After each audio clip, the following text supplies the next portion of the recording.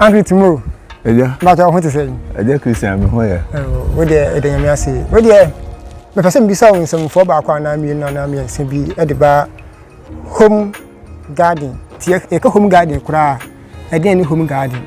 Ka church mu kakra. Openi Christian. Do I say where to me akwan ya bisa me nsemfo etisa. Ya kasa home garden. And I say mfitire efo ya no a. Yeah. Nebe here na say efie na wasase na owo no. So when ne je ho say wo be ye fo wo fie no mudi a. Na say wo ma plot no bi eda nche ma wo. Na tell say metwase a wo si dan na wo say wo dia akwan kakra. Atisa pepe. Okay. Enti wo hwe a ore no aja asase ato ho no. Aboa ama mfitire fo ye. Wo de wo no kono brofo mewa mfitire efuo ya na se home garden a wo kan no essence plot wo henti ama manya kwan aye uniema na o ye na ye home garden no ye di kan yakọ cabbage mu sisi ya san ba intensify nso so wa ye no o garden mu e hu se untosi afa pa tosu kwan ni bebre eye adwuma no bi de ameso kwan ameso mefa so ne ntosi no baby a wudua ne nsanom no anha adwen bebre enti senia ebema obia nso enye nesibre no wo hwe omodoso wa ha ba wo hu so obia nso hoto no wo hwe we a wo hu so no hoto no ono we ntem no enhia sa but wo se bobọ ho enso obia wo ne fa ho di ana afa so wo hwe ase no so a tomatoes hiama ase se obama no kofi a ebe support no because to da na nsuo na to nsuo no to a na wanye bi asie wo kofi no okay enti ewie ma dry no na onya nobaya na so ne nsuo bi ewo asase na ase enti nsuo to na emotwe kra na otumi nse na eyema no okay we maybe I best 3 weeks a month ni me shedan fa nsuo emegu so mo hwe ye ha season no se na nsuo no to kakra dikan ba maybe I no mo nsuo na ate so enso still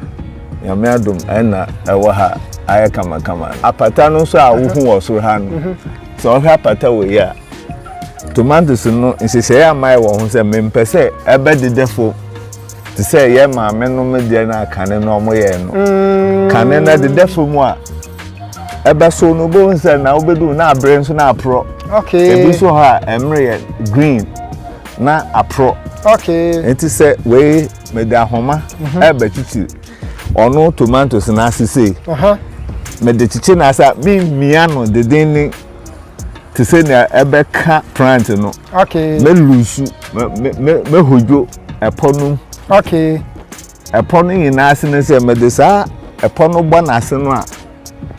enframa gba entumi enro free tomatoes no okay na tomatoes no meda homa no eba besa no te se na mo ehun okay eba besa due we no che se wo kira support no wo kira wo da homa no ba chechiri no da chechiri se ne se ba ya ntoesi mbetumi afro na engu fom se obi pese oye home garden na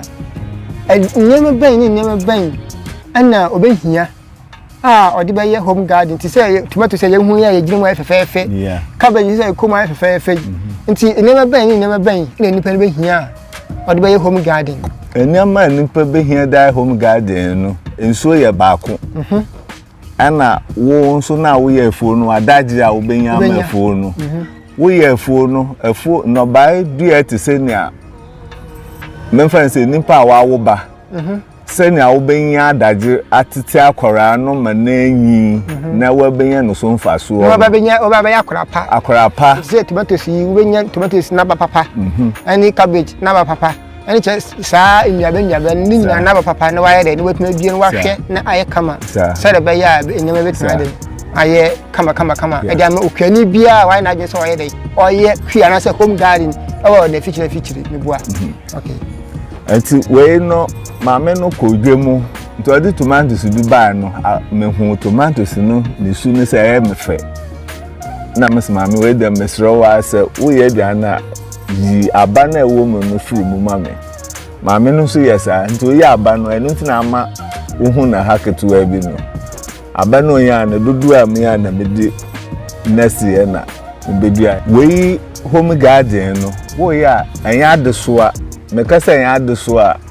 sikase mu no hardwin bebre medinka aka cho se mame no de tomatoes aye bedi bafie so ho eno na ma ehye me se memfa sa aba no enua ebi nso o market na wo pe no betumi akwakoto okwa agri seed and agri farmer agri pharmacy what do you call it agri shop boko ekwonya na wo su fi se ope ba we efie di na mame de aba no a wo hwe aye cabbage ni na atibi anu kwa akoto ye beko baby fufuro boko ekohu green pepper anu so medua afi na memfans by 2-3 weeks ya ni wo be hu sa afi na no so eba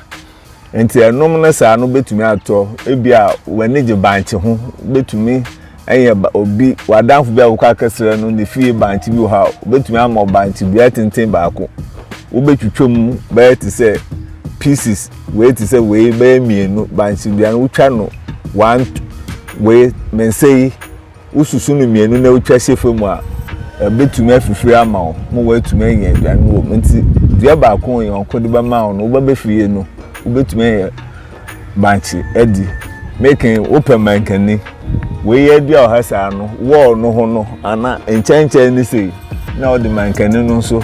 asisisisi ebi a open bode so wo ba hwe asase no ba bia wo wa office ehia ma wo na o de bode baako bi esi wo enti ebeye no ubenya mekopa enso baako ana esisi wasa no enti yesu se ko hia se ye pem mekopa bi da ye duane a aha nso na enye bi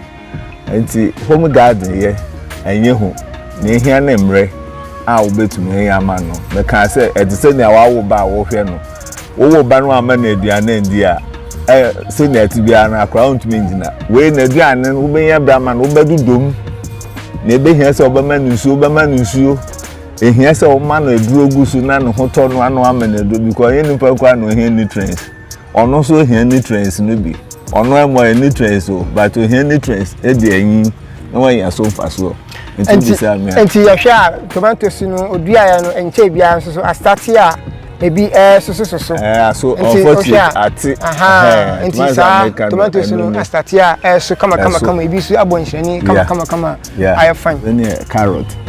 okay na carrot ne su ne ban no kwa obafa so anya nene meka ne su a na ba no ye nkete sa ana aye duaba na say ye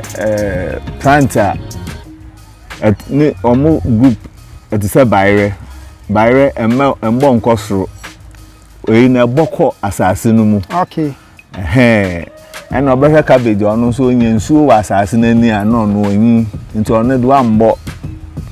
bed ama no krampo na eyehwe no we na ese wo ma no bed nti wo betutu fom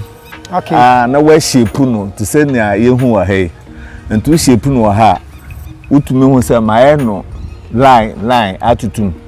se ba ya embom okay bom a okwani wonye ne yie nti ese se wo ye no lines na edu eyin basuru kakra na wa piki mu because aba bi a no kwani amenem untumi mfa baako enkura wonsem emfa ntutu wo begu wonsa no na wo de atutu lines na wuro ye no nti ubedin kan roll line nti line na ubetake measurement no ye line no nti wuro a bo se line mu da ho na de we na gugum kakanga nti be fifiri aba nti uba piki na se ni awo si pano no wetu men ya sa one piki mu a ebebo abeye bebre entumi mbo ye ma wo okay se wo hwa cabbage carrot me dia no we na me din kan dua ye ne edi so no we edi so anyway nso so ansan if you so if you are na maba we so asamba nti se wo hwa wo be hu se edoso ana ebom edoso na ebom nti se a we ya ye hu se enche me ba be yiyi mu me ba be yiyi mu ti se se be ya emu beda ho ntime be yi mu sei na emfimfimfimfim no adeda ho no bo no na hyese no nto ono the root ana eye na aduane no nti me bi se wa we na watu no ubetuma se bieduma na untumi se bia bi carrot ya de be wo de shefom se ma tu ni sei wo de hye ho a we like ya ewu but aduane no untumi ma wo aduane bio okay utupe asai okay anti se wo dua na ofi ni se watu na wo sen dua obedua be ku ha ho but aduane no wo nye de mo hwe na etwasia wo ha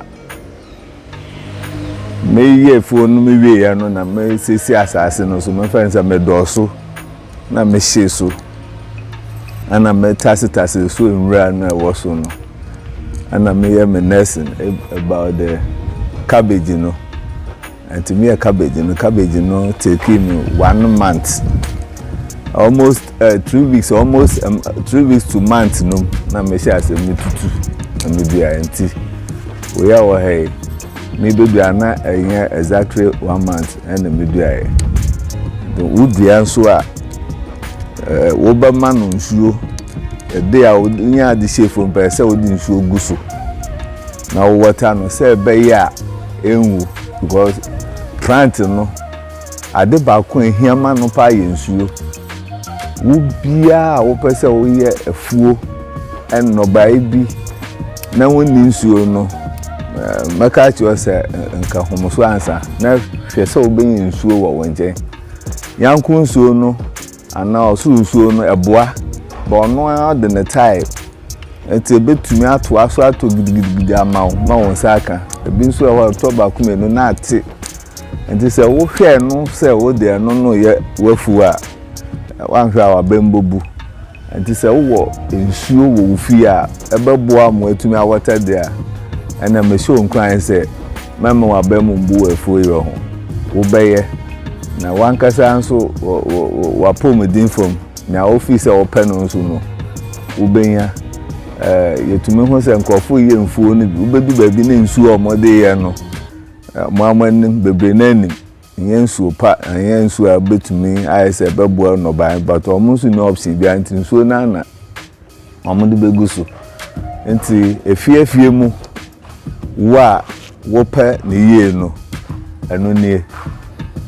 na cabbage so ya ade be wudua emo ape cabbage no dooso bebre e wo nwe mu enwa obi oye cabbage fuo bia se ebeboa no a ayimbi be ti se 7 onkwa na fuo no no anfa na ni nkwohwe enwa pa wanhwe obenya wo nafuo no manya wo aketewa akese no sa anwa nketenkete ni no mo ina ba bedidi betumi afa nim tree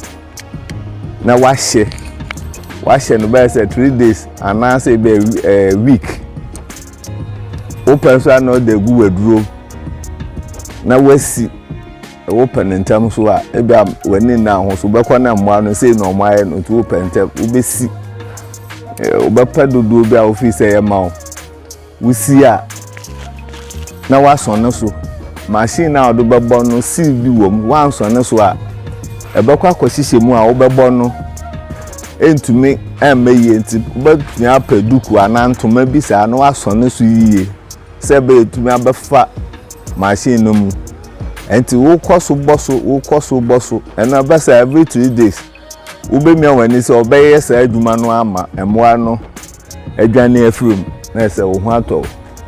ena mfafa ntobi nso wo honum omonso yero so wo ye cabbage farmer no wo hwe se mwa na obromu ye fafa nto